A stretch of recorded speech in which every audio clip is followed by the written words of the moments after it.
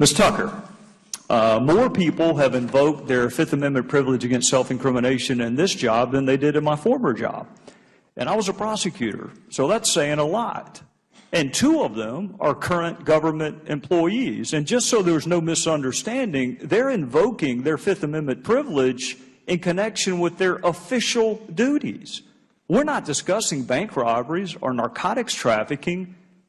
We're discussing their official duties, and they feel the need to invoke their Fifth Amendment privilege. So I want to ask you to do something for me, okay?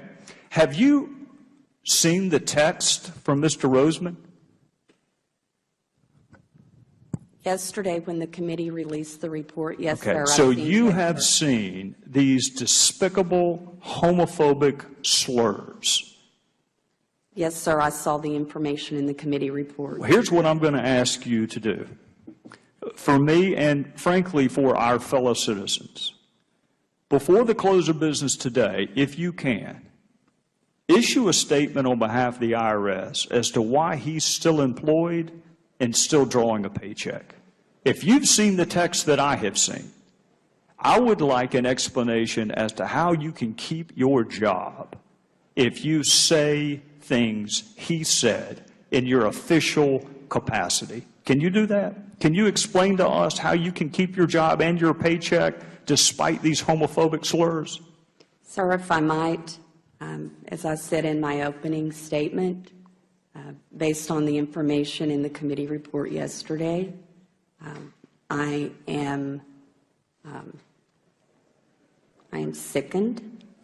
All right. Not only as I appreciate that, Ms. Tucker. Not only as an IRS official, but I also really do. as a citizen. I appreciate that. My question was actually a little more specific. Can you issue a statement by 5 o'clock today as to how someone who used this language in their official capacity as a government employee is still employed and drawing a paycheck? Can you explain that to us by close of business today? Sir, if I might, we are having discussions at Internal Revenue Service. How long do you anticipate those discussions are going to last? Because I just read the text this morning, and I've already reached my conclusion. So how long do you think it's going to take you all? So we are having discussions with our general counsel. How about close of business tomorrow? So we're going to do our very best to follow due process, but candidly to also make sure we do this appropriately, because I think the committee's aware of the federal personnel rules. And we if this doesn't violate them, Ms. Tucker, then we need to change them. Yes, sir. We are doing everything we can to make sure that we follow the proper procedures. I'm going to be anxiously awaiting an explanation as to how you can say what this person said in your official capacity and keep your job and keep your paycheck. I will anxiously await that explanation. Mr. Yes, Castillo, why did Mr. Roseman invoke his Fifth Amendment privilege? I have no idea, sir. You don't know? You don't know what conduct he could be worried about?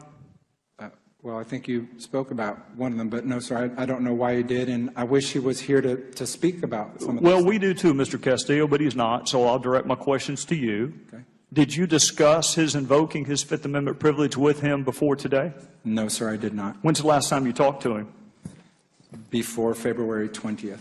Do you know what criminal exposure he's concerned about? No, sir, I don't. You don't have any idea? No, sir. Did he ever solicit gifts from you? No, sir, he did not. Did you ever offer gifts to him? I think it's noted in the... Well, humor me and answer it again. So we went to a ball game around the 2005 timeframe when I worked at Government Acquisitions that he paid for. I gave him a receipt. And has he discussed employment with you post-IRS?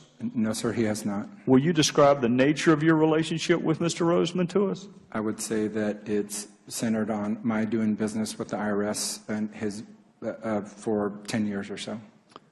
Did you discuss contracts that you were competing for or interested in with Mr. Roseman prior to the issuing of those contracts or the awarding of those contracts?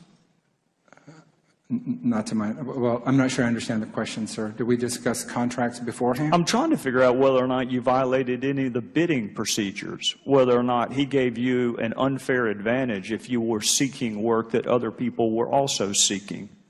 No, sir, I'm not aware that I have an unfair advantage in any of them. How about any advantage, unfair or fair? Did his relationship with you give you an advantage? No, sir. You've never discussed future employment with him? No, sir.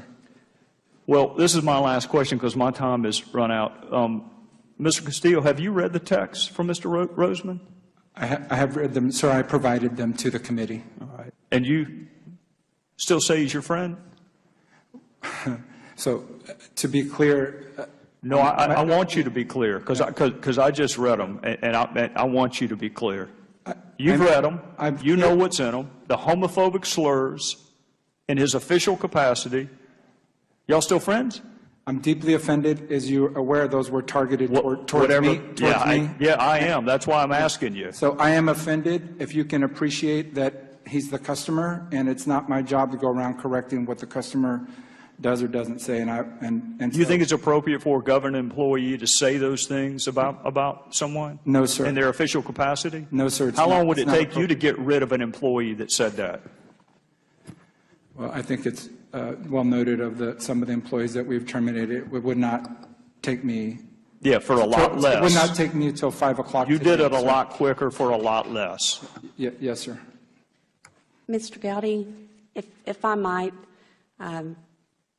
my folks that are here in the room believe that the specific text message that you're referring to, we actually have not seen yet at IRS. Would you like me to walk them down to you? I would like at some point to receive those. But let me just be clear. When I said that I was deeply disturbed, that was based even on the text messages that were already in the report. Well, here, let me make sure that you get them before you leave. Because if you thought you were deeply disturbed, you may reach a whole nother level of disturbia. Thank you, sir. I appreciate that. Thank you. The chair now.